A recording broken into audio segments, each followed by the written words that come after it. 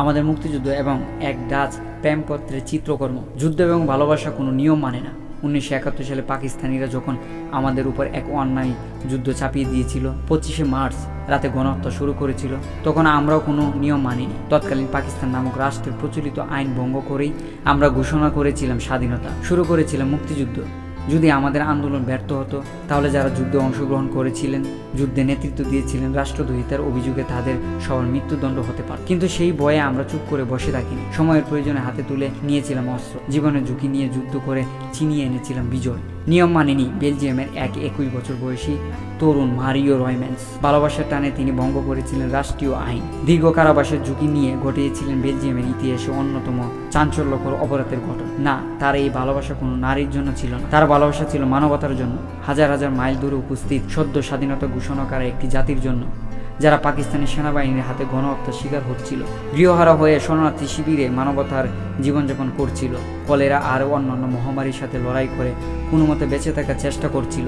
Mario পিওরের রয়ম্যান্স ছিলেন বেলজিয়ামের লিম্বার শহরের অধিবাসী। 1971 সালে তার বয়স ছিল মাত্র 21 বছর।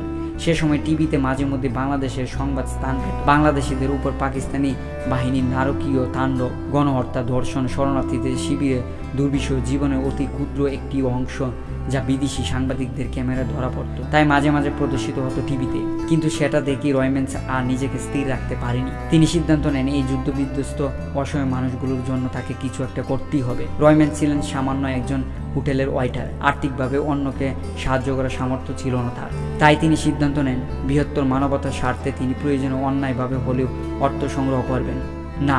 বড় কোনো ধরনের সন্ত্রাসী কর্মকাণ্ডের পরিকল্পনা করেননি তিনি নিজে ছিলেন একজন চিত্রকর্মের ভক্ত। তাই সিদ্ধান্ত নিলেন বিখ্যাত কোনো এক চিত্রকর্ম চুরি করবেন তিনি এবং সেটা বিক্রি করে পাওয়া অর্থ দিয়েই সাহায্য করবেন বাংলাদেশিদেরকে। সে সময় ব্রাসেলসের ফাইন আর্টস প্যালেসে একটি চিত্র প্রদর্শনী চলছিল। এতে প্রদর্শিত ছবির মধ্যে উল্লেখযোগ্য ছিল নেদারল্যান্ডের রিজক মিউজিয়াম থেকে ধার করে আনা সপ্তদশ শতকের মহামূল্যবান চিত্রকর্ম দ্য লাভ লেটার তথা প্রেমপত্র। ডাচ চিত্রশিল্পী ইয়ান ভার্মিয়ারের আঁকা এই চিত্রকর্মটি ছিল তার একটি ক্লাসিক্যাল সৃষ্টি। ক্যানভাসের উপর তেল রঙে আঁকা এই ছবিটি দেখা যায় এক গৃহপরিচারিকা গৃহকর্ত্রীর হাতে একটি প্রেমপত্র তুলে দিচ্ছে। ছবিটির রং ও প্রতীকের ব্যবহার এবং তাদের অন্তর্নিহিত ভাবের জন্য বিখ্যাত। ছবিটি 1666 সালে আঁকা হয়েছিল বলে ধারণা করা হয়। এর তৎকালীন মূল্য ছিল প্রায় $5 মিলিয়ন। 1971 সালে 23 সেপ্টেম্বর বিকেলবেলা রয়ম্যান্স অন্যান্য দর্শনার্থীদের সাথে প্রদর্শনীতে প্রবেশ করেন। ভেতরে ঢুকে তিনি সুযোগ বুঝে হলরুমের একটি কোণে উপস্থিত ইলেকট্রিক্যাল বাক্সের ভিতরে নিজেকে লুকিয়ে ফেলেন। প্রদর্শনী বন্ধ হয়ে যাওয়ার পর রাতের বেলা তিনি বক্স থেকে বের হন এবং ভার্মিয়ামের ছবিটি দেয়াল থেকে নামিয়ে নেন। রয়ম্যান্স ভেতর থেকে হলরুমের জানালা খুলে ফেলেন, কিন্তু ফ্রেমটি আকারে বড় হওয়ায় ফ্রেম সহ ছবিটি বাইরে বের করতে ব্যর্থ হন। তিনি একটি আলু কাটা ছুরি দিয়ে ফ্রেম থেকে ছবিটিকে কেটে বের করেন এবং বাস করে ট্রাউজারের পকেটে ঢুকিয়ে বাইরে বেরিয়ে আসেন। রয়ম্যান্স যে হোটেলে চাকরি করতেন সেই হোটেলেই একটি কক্ষে বসবাস করতেন। হোটেলে এসে প্রথমে তিনি ছবিটিকে নিজের রুমেই রাখেন, পরে আরও নিরাপত্তার জন্য সেটিকে হোটেলের পিছনের বাগানে গর্ত করে মাটি চাপা দিয়ে রাখেন। কিন্তু কয়েকদিন পরে যখন বৃষ্টি পড়তে শুরু করে তখন তিনি আবার বাগানে গিয়ে ছবিটি তুলে নিয়ে আসেন এবং হোটেলের রুমে বালিশের ভেতরে লুকিয়ে রাখেন। অক্টোবর মাসের প্রথম দিকে এক রাতের বেলা রয়ম্যান্স ব্রাসেলস ভিত্তিক সংবাদপত্র লোসওয়ারের এক সাংবাদিকের সাথে যোগাযোগ করেন। তিনি নিজেকে পরিচয় দেন তিল ভ্যান লিম্বার্গ তথা লিম্বার্গের তিল হিসেবে। তিল উইলেন স্পিজেল ছিল স্প্যানিশ লোকগাথার এক বিখ্যাত চরিত্র, যে স্প্যানিশ ইনকুইজিশনের সময় রবিন হুডের মতো ধনীদের ধন সম্পত্তি দখল করে তা গরিবের মধ্যে বিতরণ করত। তার নাম অনুসারেই তিনি নিজের ছদ্মনাম নেন লিম্বার্গের তিল। রয়ম্যান্স সাংবাদিককে জানান চুরি হওয়া ছবিটি তার কাছে আছে। জাদুঘর কর্তৃপক্ষ যদি ছবিটি ফেরত পেতে চায় তাহলে তাদেরকে পরিশোধ করতে হবে নগদ 200 মিলিয়ন ফ্রাঙ্ক বা $4 মিলিয়ন।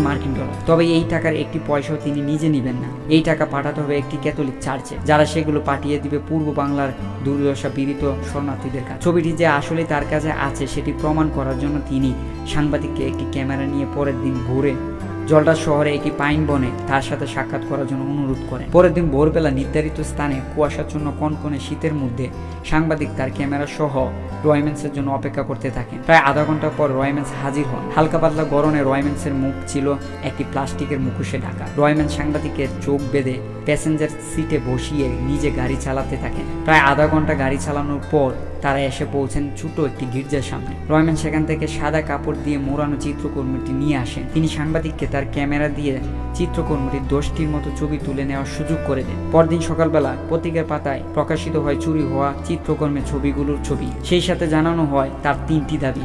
এক, বাংলাদেশিদের সাহায্য করা ছাড়া আরও 2টি দাবি ছিল। নেদারল্যান্ডের রিজক মিউজিয়াম এবং বেলজিয়ামের ফাইন আর্টস কর্তৃপক্ষকে পৃথকভাবে বিশ্বে দুর্ভিক্ষ পীড়িত মানুষের জন্য অর্থ সংগ্রহের অভিযান শুরু করতে হবে। রয়ম্যান্সের টাকা জমা দেওয়ার জন্য অক্টোবরের 6 তারিখ পর্যন্ত সময়সীমা বেঁধে দেন। পত্রিকা প্রকাশিত হওয়ার পরই পুলিশ পত্রিকা অফিসে হানা দেয়, তার ছবিগুলো জব্দ করে এবং বিশেষজ্ঞদের দ্বারা পরীক্ষা করিয়ে নিশ্চিত হয় যে এগুলো আসলে চিত্রকর্মীরই ছবি। তিলবন লিমবার্গের খুঁজে পুলিশ ব্যাপক অভিযান শুরু করে। ওদিকে রয়ম্যান্সও বিভিন্ন পত্রপত্রিকা এবং রেডিও অফিসে ফোন করে তার দাবি জানাতে থাকে। রয়ম্যান্সের বিপ্লবী বক্তব্য নেদারল্যান্ড এবং বেলজিয়ামের মানুষের মধ্যে দারুণ সাড়া ফেলে। তারা নিজেরাই বাংলাদেশের জন্য চাঁদা তোলার উদ্যোগ নেয়। হাজার হাজার মানুষ পিটিশনে স্বাক্ষর করে রয়ম্যান্সের বিরুদ্ধে গ্রেপ্তারি পরোয়ানা বাতিলের দাবি জানান। শহরের দেয়ালগুলোতে রয়ম্যান্সের উদ্দেশ্যের পক্ষে সমর্থনমূলক স্লোগানে ভরে উঠতে থাকে। 6 তারিখে রয়ম্যান্স বেলজিয়ামের সংবাদপত্র হেড বলজিকে ফোন করেন এবং জানান কর্তৃপক্ষ যদি টেলিভিশনের জনগণের সামনে তার দাবি মেনে নেওয়ার চুক্তি স্বাক্ষর না করেন তাহলে তিনি এক মার্কিন ব্যবসায়ীর কাছে চিত্রকর্মীটি বিক্রি করে দিবেন। তিনি যখন পাবলিক টেলিফোন থেকে ফোনটি করেছিলেন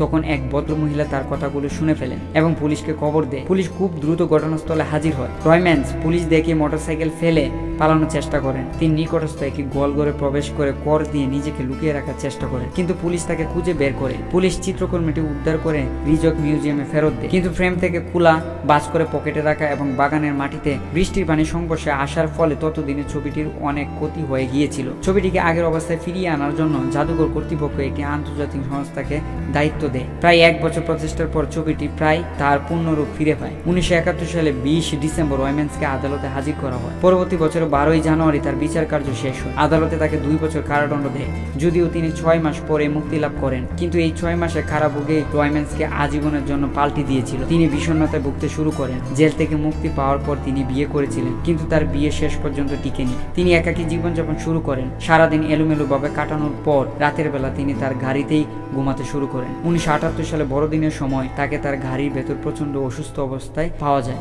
এরপর 10 দিন পর 1979 সালে 5 জানুয়ারি 29 বছর বয়সে মৃত্যুবরণ করেন রয়ম্যান্স। বাংলাদেশিদের সাথে রয়ম্যান্সের ভৌগোলিক, ধর্মীয়, জাতিগত বা ভাষাগত কোনো দিক থেকেই কোনো মিল ছিল না, কিন্তু তারপরেও তাদের দুঃখ দুর্দশা তাকে বিচলিত করেছিল। তাদের জন্য তিনি নিজের জীবন বিলিয়ে গিয়েছিলেন। তিনি সফল হয়নি, কিন্তু তিনি আমাদের অনুপ্রেরণা। তার পদক্ষেপ হয়তো আইনের দৃষ্টিতে অপরাধ, কিন্তু তার উদ্দেশ্য ছিল সৎ। আমরা তার কর্মপদ্ধতি নয়, বরং তার উদ্দেশ্যটাই গ্রহণ করব। আমাদের হৃদয়ে তার স্থান হবে চির অম্লান।